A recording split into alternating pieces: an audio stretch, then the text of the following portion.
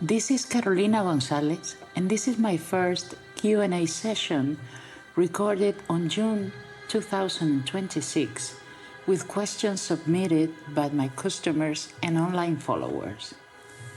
The first is, what do you think is the best way to develop a good relationship with local land spirits? In my experience, it's not rituals or offerings, it's cleaning natural spaces. If you want to be blessed by the spirits of a specific place, keeping it clean when you visit is the fastest and most effective way to open a relationship with them. Also, making offerings that are respectful of nature and understanding local fauna and ecosystems, and not leaving one trace that you've been working there. What you do for nature, you do for the spirits of nature. And also, understanding that you cannot exist separate from the land you inhabit. Separation begins when you decide that you are outside something, and in this case, that is simply not possible. This may sound like a cliché, but you are one with everything. The following question is, how do you experience spirits, and is this something that changed or intensified over time? I have experienced spirits basically since I was born, and honestly, I think that this was a gift, and not a choice I made in any way, because I was just a child. Some people are chosen to do this, just as some people are born to dance or sing. A spirit is a wave of love, acceptance, and pure joy. Where there is spirit, there is no fear, no doubt, no worry. There is only divine ecstasy. Of course, a lifetime of practice and devotion have helped me understand what was happening much more clearly and to use it to help others. But my experience in itself has changed very little. The following question is, when you are in conversation with individual spirits, how do you discover or discern who they are if it wasn't a situation where you called on them specifically? Because of two main factors. One, because my spiritual practices protect me from fraudulent entities. And two, because through a lifetime, you understand the way they speak and learn to see the patterns of their messages. But to be honest, I don't obsess about who is sending the message, because it is not that important. What matters is if the advice is good for me. The Cuadro Espiritual is a combination of voices who speak as one. Spirits are not celebrities. What matters is the message. The following question is, are subliminals the only way to rewire subconscious programming?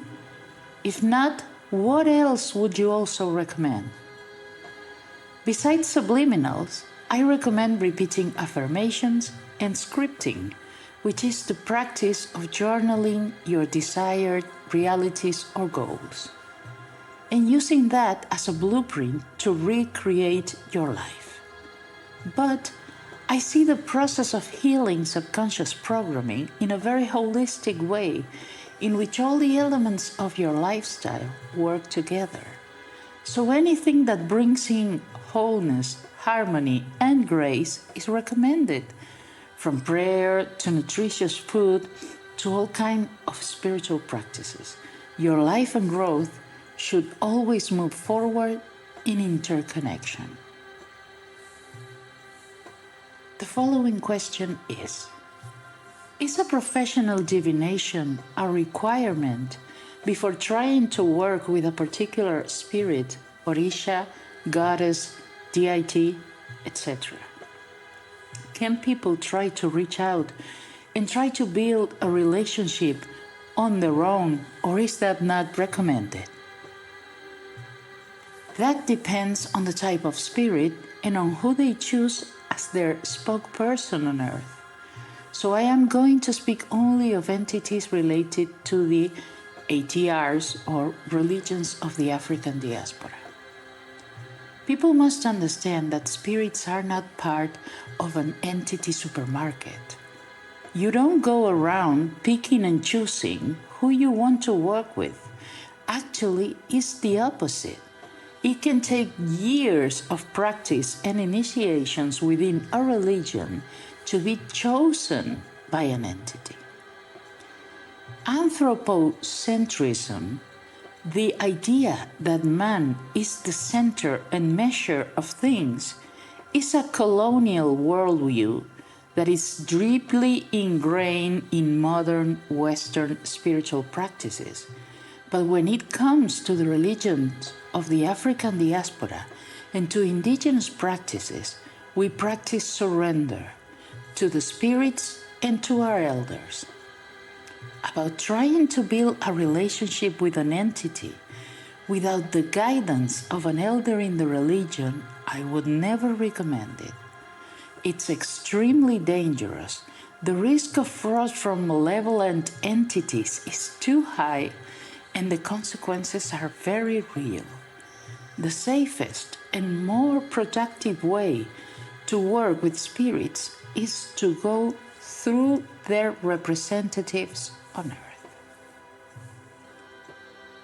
The following question is, which is the most frightening spiritual experience you've ever had?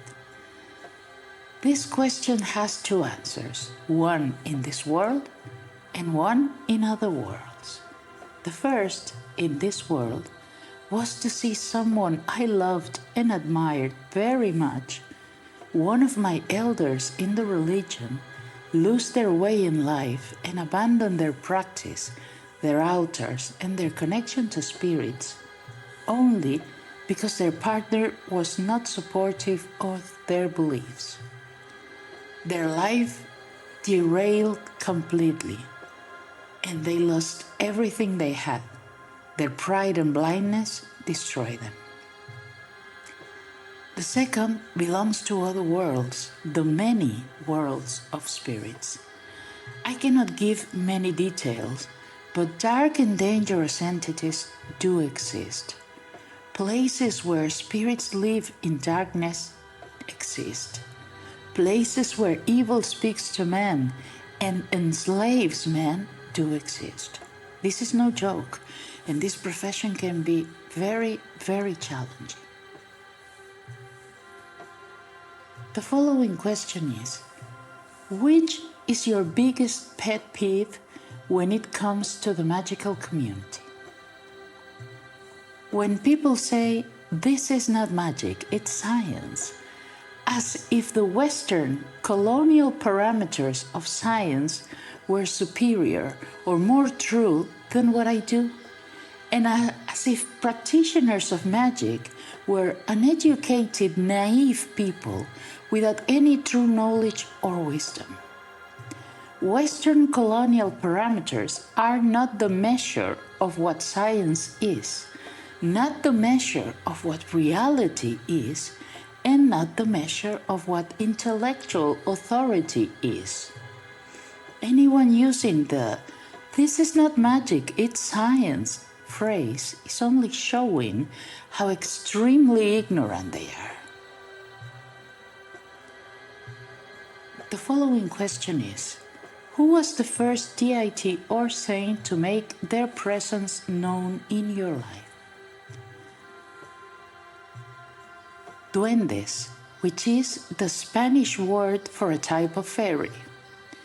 I was raised Catholic, as all Canarians in my generation, and curanderismo is also part of my culture, containing both Christian and pre-Christian beliefs that go back even to my indigenous Guanche ancestors. I also had several experiences with spirits of the dead, but until I was initiated into an ATR, my relationship with deities or saints was quite limited, and I'm glad it was, because I didn't have anyone to guide me at that time. The following question is, on average, how much time per day is spent directly on magic and tending to the good spirits? For me, this work takes most of my time, 7 days a week, 365 days a year. You don't get holidays or days off. I'm not always working for customers, but I am who I am everywhere I go. There are spirits everywhere, and I don't really have a mundane life. Someone like me does not participate much on modern society. This is my obligation, but at the same time, is something that I give freely. I only get days off if I am sick, which thankfully happens very rarely.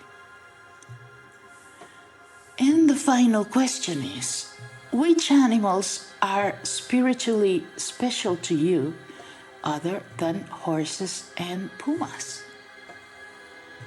All animals are sacred to espiritistas, but of course I have my favorites, camels, hogs, and goats, because they are very important in our culture and in my personal practice. They all represent virtues and traits of character that we aspire to, but they are also helpers, protectors, and holy guardians within our journey. That is all for the first Q&A session. Thank you so much to everyone who submitted a question, and we will do this again, maybe next year, maybe in a few months, depending on the request. Again, thank you so much, and I'll see you soon. Bye.